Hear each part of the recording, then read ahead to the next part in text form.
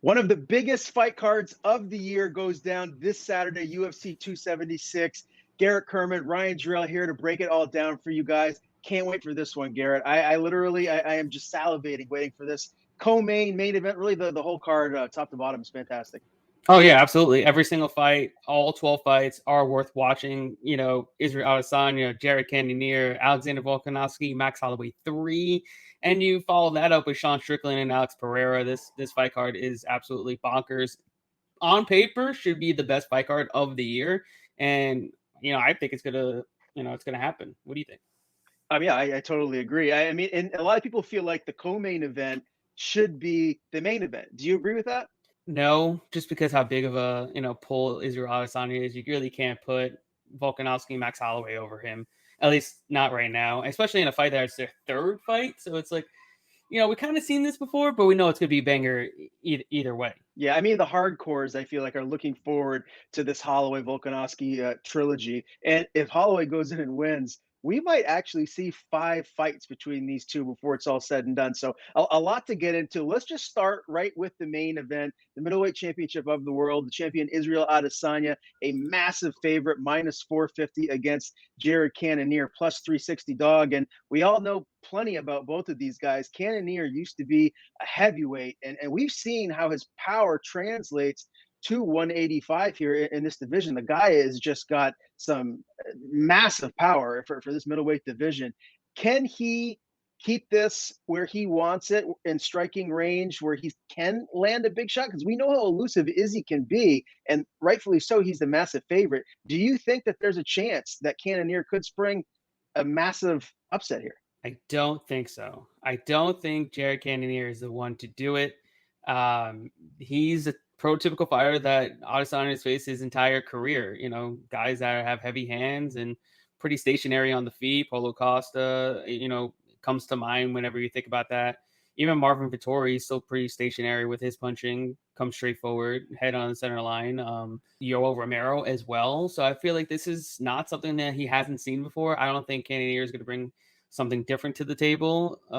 He's got to have to come in there and knock his head off. And that's pretty much the only way he's going to win, because I don't think his wrestling and grappling is good enough to keep Adesanya down or do anything with it. So here we are. We get a striking match between Adesanya and Cannonier where Adesanya should be able to just run away with this and possibly finally get another finish on his record. Man, I really thought that the last fight too with Whitaker and Izzy was a coin flip. Like it could have went either way. I totally understand why people feel like Adesanya won that second fight, but I don't disagree with people that feel like Whitaker won 3 of those rounds because it was a very competitive fight. So my point saying that is I don't feel like Adesanya is as invincible at middleweight as we once thought he was. His striking is probably pound for pound the best in MMA. I mean, the guy is just he's like the modern day Anderson Silva. I agree. I think he should win this fight, but this is one of those fights that's so tricky because Cannonier, he's got that massive power, and he has a puncher's chance. So for me, if I was going to pick an upset in like a DraftKings lineup, I would throw Cannonier in there, but the smart money is on Izzy. Anything could happen. It's fighting. At any given day, someone can lose. It can slip on banana peel. They can tear the ACL. Anything could possibly happen. And I feel like, it's got to be at that point where anything could possibly happen for Cannonier to really get it done. I think Adesanya wins this fight. I think he wins by knockout at plus 150. I think that's the best bet if you're trying to side on taking Israel Adesanya. Okay, let's move on to the co-main. Alexander Volkanovski, the champion, is a minus 200 favorite. Max Holloway, the former champion, a plus 170 dog. And, again, we talk about previous fights and how close they were. I thought Max won the second fight. I feel like they should be 1-1 going into this third fight. And I really believe that we're going to see the best version of Max Blessed Holloway in this fight. I think he's learned from the 10 rounds that he's spent in there with Volkanovski. I think he's going to come back even more motivated, hungry, with a chip on his shoulder, because he knows if he loses this again, I mean, where does he go from here? I mean, you know what I mean? Like, he's lost 3 times now to the champ. I just don't see it happening. I actually like Max as the underdog here. I wouldn't bet the farm on it because we know how good Volkanovski is, but I like Max. I think he's going to get the job done. It's a tough fight. I mean, especially at this line. I wouldn't bet Volkanovski at minus 200, but I also don't think Max wins the fight either. It's a fight where it really could go either way. I feel like it's gonna go the distance again. These guys have been the distance combined in the last 10 fights 9 times. The only time that Volkanovski didn't make it to the decision is when he knocked out the Korean Zombie. But in terms of who's going to win this fight, I think Volkanovski still has the upper hand, even though I think, Max won the second fight, but it was still relatively close. And Volkanovski has made a ton of strides since that fight. He's looked better than he's ever been, especially in the Korean Zombie fight.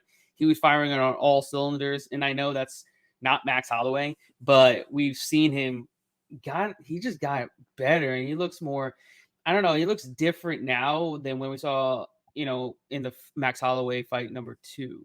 Where Max is, he's still the same fighter. He even resulted in takedowns against Yair Rodriguez to seal some of those rounds. So that's not something we normally see out of Max Holloway. So maybe he's, going to bring that to the table in this fight. We really don't know. I feel these two are going to be at the best form that they've ever been in their entire lives, and we're going to get a great fight. Me personally, I can't really side either way. I was able to snag the fight goes the distance at minus 200 earlier in the week, and that's what I'm kind of going to play. I like the over 4.5 rounds. Right now, it's juiced up, though, to minus 220, but those are the safe bets. I feel like this fight's got to go to the distance, and it's going to be another super close fight that someone's going to cry robbery. Whoever's betting on this fight and whoever loses by decision is going to cry robbery, guaranteed. So if you just had to pick, forget about the odds, forget about anything else, who do you think is going to end up getting their hand raised? Volkanovski. Okay, wow, that would mean really so much uncertainty for Max Holloway moving forward, and I really don't want to see Volkanovski. I think he goes up to 155 at that point. Honestly. Well, I don't want to see Volkanovski go to 155. I just don't. I think both do.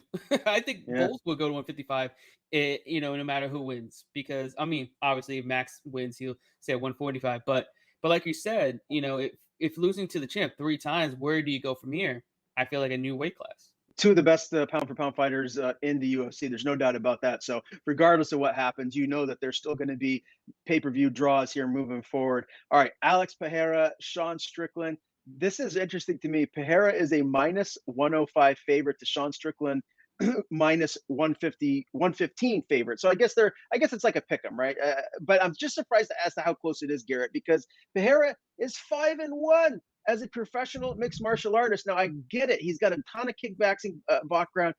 He's the only guy to hand Israel Adesanya a loss, and he did it in an impressive fashion. But Sean Strickland is like, what is he, 23-5 as a professional mixed martial artist? He's got a wealth of experience, and he's a dog. He's as game as they come. He's going to be in there talking trash the whole way. I just don't feel like as a mixed martial artist, Pereira has fought anyone at the level of Sean Strickland. And so it's just super interesting to me. And I get what the UFC is doing here. They're putting him on the main card because this is the guy that beat Izzy, that knocked Izzy out, right? So it just adds to that hype. And if he goes in to beat Sean Strickland, you can make an argument that this is a guy that maybe could get a title shot with another win. I don't know, man. Maybe I haven't seen enough of him as a mixed martial artist, but hard pressed for me to think that he's going to go in there 5-1 as a pro and beat Sean Strickland. I just don't see it. Well, you also have to take into account Sean Strickland isn't, a typical fighter. He doesn't go in there with a game plan. He doesn't go in there and fight smart. Yeah, sometimes he does fight smart, and then other times he's like, I can beat any glory kickboxer on the feet, as he says in his interviews. If you got that type of mindset, you don't know what kind of Sean Strickland you're going to get. He's going to get the hothead that thinks he can go in there and beat Pereira because he says Pereira striking sucks. That's another thing. So when you're betting on a guy like this, there's a lot of intangibles to go along with it. Granted, how he should win. How he should fight, but you don't know how he's going to fight. You don't know he's guaranteed to shoot for takedowns, take his back, and submit him, even though Sean Strickland is a black belt. The big thing here is if Sean Strickland fights smart, he should win, right? But if he gets pulled into a kickboxing bout where he's trying to test his skill set on the feet against Pereira, who's a world-class guy, then there's a chance that Pereira is going to finish it. Absolutely. I mean, you have that to the back of your mind, and you have to figure out, like, is Strickland guaranteed to hold him down? Because Pereira's a lot bigger than him, like a lot bigger than him. Strickland is not a huge 185er. He's just super tall.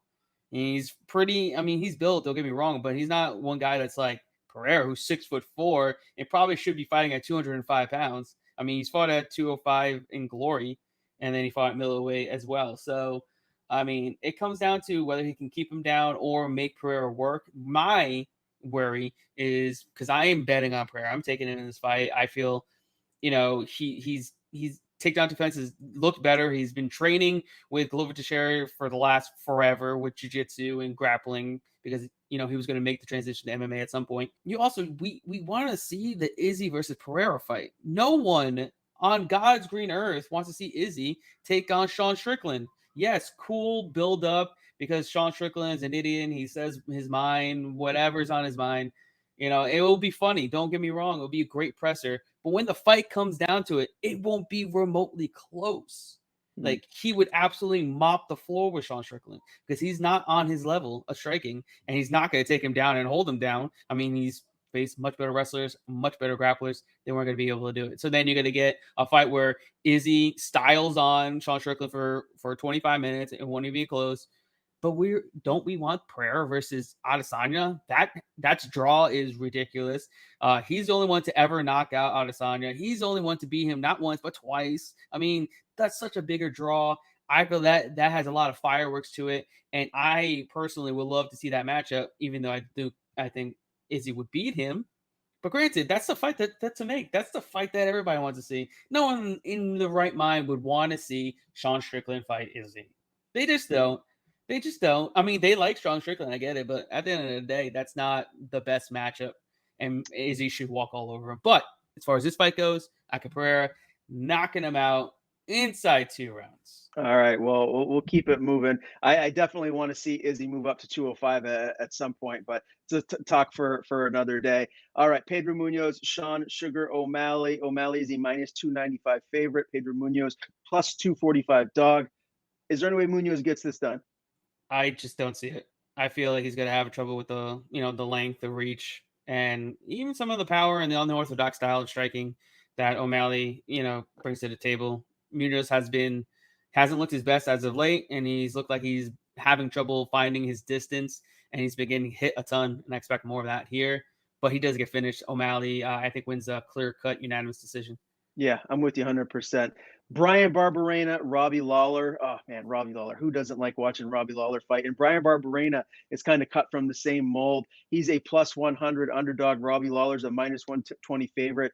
I just don't know how much longer Robbie Lawler can hang around. I mean, he's been in the UFC, I feel like, since I've been in high school. It's just crazy how long he has been at the highest level. And, we know that his I don't want to say his skill set has deteriorated, but he just has so many wars. He's been through so many wars that you just know he's not the fighter that he used to be. Can he get another win here? And even if he does, Garrett, like, what does that mean for him moving forward? I just think he's going to come in for one-off fights, kind of like this one, and make a little bit of money and do what he does and put on a good fight. I don't expect him to win here. I think Barberena is tough enough to not get finished. He's only been finished by Vicente Luque via body shots. And I feel like he's going to be able to do a little bit more and be a little bit fresher in that third round, kind of like in the Matt Brown fight. It's pretty much eerily similar. Another aging veteran that's a potential Hall of Famer. And he just has to outlast him and just take him into deep waters where, we know that Lawler is going to fade, as he always does in every fight. And then we have to take into account that Lawler lost a round against Nick Diaz, who hasn't fought in 6 years or more and couldn't even make weight and was completely out of shape, and he lost a round to him. I'm gonna take Barberena winning a close decision. I actually got the decision prop at plus 250 earlier in the week. I feel like this fight is going to the distance, and it's going to be 50-50 at that point. So give me plus 250 on essentially a 50-50 fight once it hits the judges' scorecards. Yeah, I'm with you, man. I think Brian Barberena, he's the younger guy. I think he has more left in the tank, and I do see him winning a decision here. Interesting lightweight bout. Brad Riddell, Jalen Turner. Jalen Turner's a minus 150 favorite. Riddell's a plus 130 underdog.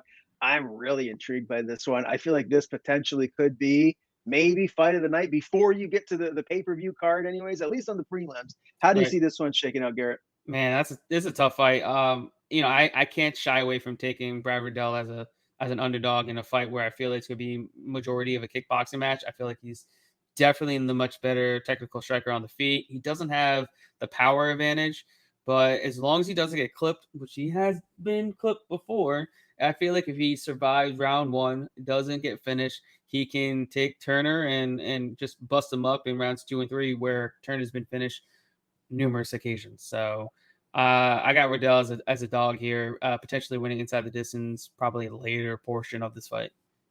Interesting one right there. I mean, Jalen Turner's looked pretty darn good as of late, and we know how huge he is for this division. I wonder if that size is going to play a factor here in this one. So I'm really intrigued about it. A little tidbit on that. Actually, obviously, Riddell trains with Olberg and Israel Adesanya, who are massively huge. And the last kickboxing match that Riddell has had before turning pro in MMA was against a guy that was 6'2.5". So he's got some experience against guys that are taller and longer than he is. So I feel like it's not going to be too much of a disadvantage. Obviously, it will be a disadvantage, but I feel like he's going to be prepared for it. But moving on. Okay. Fair enough. I'm really looking forward to that one. Gifted Gabe Green is a plus 145 underdog against Ian Gary, a minus 170 favorite. And we know the UFC wants Ian Gary to win here. They're high on him becoming a star. Can he get it done? Is this line right? I think it should be wider. I got Ian Gary earlier in the week on minus 155. I'm pretty confident in his abilities. He's looked really good. And Gabe Green is very hittable. He's going to have to come forward because he has such a massive height and reach discrepancy. So he's going to have to come in range. And I feel like, Ian Gary is going to be able to touch him up and counter him as he comes in and eventually get him out of there. I feel like it gets a early first round, possibly early second round knockout. Intrigued about that welterweight bout right there. Ian Gary really could be a star in the making. So I know the UFC is really keeping their eyes on him. And I don't want to say that they're cherry picking his opponents because Gabe Green is tough as nails. He beat Johan Lioness in his last fight out, but intriguing matchup to say the least at welterweight. Now the next one is for the hardcores. Donald Cerrone, Jim Miller. Cerrone is a plus 165 dog against Jim Miller, who's a minus 195 favorite. How do you like this one, Garrett? How are you betting it? Man, I have no idea who's going to win this fight. I normally do not want to bet on fighters that are like both pushing 40 or over 40. It's just not like my cup of tea. I do like the over 1.5 rounds though. I want to keep it safe if I'm playing anything on here. I think the over 1.5 rounds is set at minus 145, minus 150. I don't think Miller's going to finish him early. I know Cowboy got finished early in his last fight against Alex Morono, but Morono is a pretty big 170-pound fighter. He's got some heavy hands. It's a good power as well. I don't think Miller is going to have the power to stop Cerrone early. And we know Cerrone's a late starter, so I feel like he's going to start picking it up in rounds 2 and 3. So I like the over 1.5 rounds, playing it safe here. Even the fight goes to distance at plus 165 is not terrible. I can see it happening. But yeah, I'm taking the over 1.5 rounds, keeping it safe. But as far as a play, I would have to take the dog shot on Cerrone in this matchup. Yeah, I like it. I definitely am with you on this one. Uriah Hall, a plus 265 underdog against Andre Muniz, who's a minus 320 favorite. What are your thoughts on that? Man, I really do think that's off. I don't know about you, but I feel like that's off. I mean, I Muniz, agree. it really hasn't. His best win was, I know it was Jacare Souza, but I mean, at the tail end of his career, Souza, I know Uriah Hall is not a spring chicken anymore. He's like, 36 years old in his own right, but he's still tough as nails. I think 4 of his last 5 wins have come by knockout. And you look at Muniz, he's been knocked out not once, not twice, but I think 4 times. 4 times this man's been knocked out. And we know how heavy-handed Hall is. I could see a potential knockout coming because we've seen the troubles that Antonio Arroyo.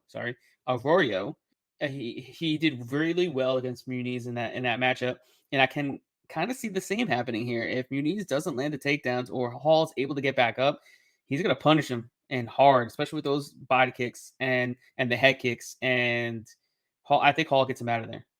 Ooh, yeah. I mean, I saw this line and I was like, "Am I seeing that right?" I mean, my eyesight's not great, but goodness gracious, that does seem off to me. And I always love watching Uriah Hall compete. Another guy I like watching fight is Brad Tavares, and he's back in there, a plus 125 dog against Drisis du Plessis, and he's a minus 145 favorite against Tavares. I'm not so sure how I like that. I mean, I do like Tavares. I don't want to sound like a homer, but do you like that line, or is this off too? I actually bet on Duplessis at -120 earlier in the week. I just think he's the younger, fresher, hungrier fighter, more athletic, more power, more well-rounded as well. And we know that Brad Tavares is on the tail end of his career. He's 34 years old. He'll be 35 this year. And he hasn't fought a striker since Edmund Shabazian, who knocked him clean out in the first round. But his last two fights were against Amari Akhmanov and Antonio Carlos Jr. And he hasn't fought in over a year as well. So all those things, stacking up against him. And then also Duplessis was getting ready to fight Kelvin Gastelum on short notice. I think this is a lot forgivable matchup. And I'm going to take Duplessis to win by knockout in this matchup. All right. Macy Barber, a -285 favorite against Jessica I, +240 dog. I mean, we know Jessica I is a veteran and everything, but this is Macy Barber's fight to lose, right? Should be, but am I going to bet -280 on Macy Barber? Absolutely not. But she should win this fight. This is tailor made for her to win. Jessica I does have great takedown defense, and Barber normally tends to edge out wins on the judges' scorecards for whatever reason. But yeah, I got Barber winning this fight. All right. And another female fight that will kick the card off, Jessica Rose Clark, a -150 favorite against Julia Stolarenko, and she's a +130 dog. How do you like betting this one, Garrett? I actually bet on Jessica Rose Clark earlier in the week at -155. I thought we're getting a pretty decent line there. I just think she's an all around better fighter. And if she just doesn't do what she did against Stephanie Egger, she wins because she's a better striker. She's a better grappler. As long as she just doesn't give her arm to Stolarenko, who wins majority of her wins by armbar, she should get it done because Stolarenko honestly shouldn't be in the UFC. She's 0-3. She looked bad on the Ultimate Fighter as well, losing to Leah Letson. She couldn't even submit Leah Letson. If she can't submit Leah Letson, I don't think she's going to submit Jessica Rose Clark either. So Jessica Rose Clark should get it done and cash out for us. Give us a parlay. What one you like? I'm sure you have a couple. Sean O'Malley and Ian Gary. And that will get me. Let's see. Give me a second. Israel Adesanya, Sean O'Malley, and Ian Gary. It's not great, but I'll still take it at +157. Parlays are sucker bets for a reason because you look at these astronomical numbers, you're like, oh shit, this is it. I'm gonna hit it. And then you get to the very last one, and then you lose it. And then you're like, well, it's a sucker bet for a reason. So when I'm looking at parlays, I like to keep it safe. But if you want to make it a little bit crazy, okay, if you want to go a little bit crazy, we could do this. We could take a Uriah Hall. We can take a Brad Riddell. And we could take a Brian Bam Bam Barberena and make that plus 1,543. Wow. Okay. Well, that sounds a little. I like to have a little fun, so that's something that I might ponder on and maybe make a little money this weekend. And it's always good to have the fight analyst Garrett Kerman break it all down for us to help us understand what bets to stay away from and maybe what bets to make. But UFC 276, man, I can't get here soon enough. Where are you watching it this weekend? You staying home or what's the plan? It would be on my couch. Hopefully my son will join me a little bit, but as long as it matters, as long as it's on TV, that's all that matters. I'm looking forward to it. I'm stoked. I'm ready. I'm ready to get it going. Yeah, and it all starts from the T-Mobile Arena, obviously in Las Vegas, Nevada. The undercard starts at 6 p.m. Eastern time. That'll do it for us today. For Garrett, I'm Ryan. Make sure you subscribe to the Vegas Odds YouTube channel.